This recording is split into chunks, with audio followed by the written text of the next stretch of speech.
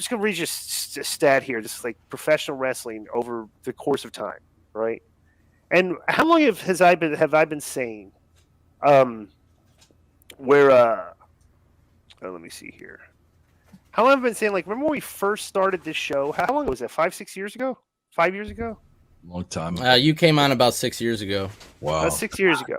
God and bless. I've been saying for 6 years, because we were talking about the previous 15 years, and remember we talked about Not that 5. article I'm sorry. It was 5. It was 5. Right. I remember that article I wrote in 2007. How I've been talking about all this stuff for literally for forever. Right. Yeah, Vito. And yeah. So look at this. So we keep talking about this stuff. And like through all these times and every single year and every single time this happens over the course of this past 6 years, is I still talk about, like, the business is losing fans still. Like, okay, let me give you the Raw.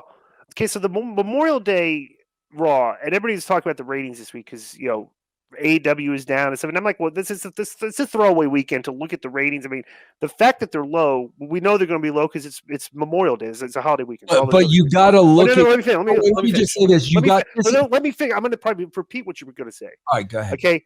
And I said, Arlo, they are throwaway. But then again, okay, I look and somebody tweets this to me, and maybe you saw this because you were tagging it. And it's like this guy tweets, WWE Raw Memorial Day ratings, which at the time were considered awful and record lows. Like this is every year for the past 6 years. Yeah.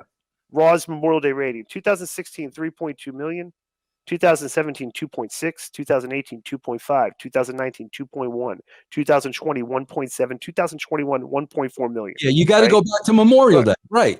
Okay, so it's like so we're seeing.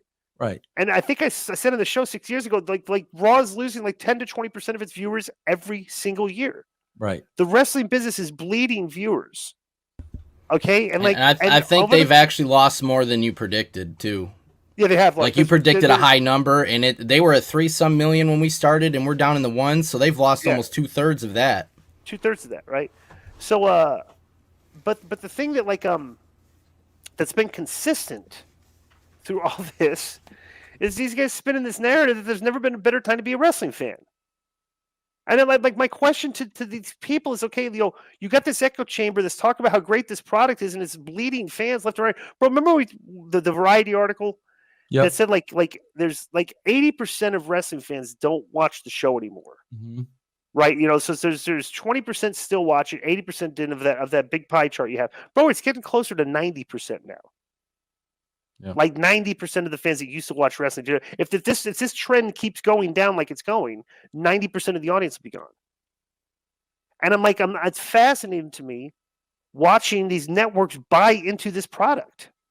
Yeah, I agree. And I'm like, it's like, and everybody's like, oh, there's other ways to watch this and stuff. I'm like, you can't possibly, like, there's way too much critical review of these shows to think that there's like anybody's going to start watching this. Like you're going to get some new fans.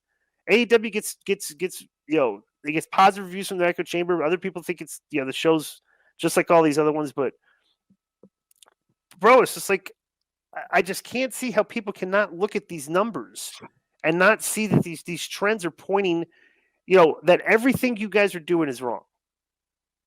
And it's like now you want to you think that like doing a collaboration with New Japan is gonna do something to these numbers.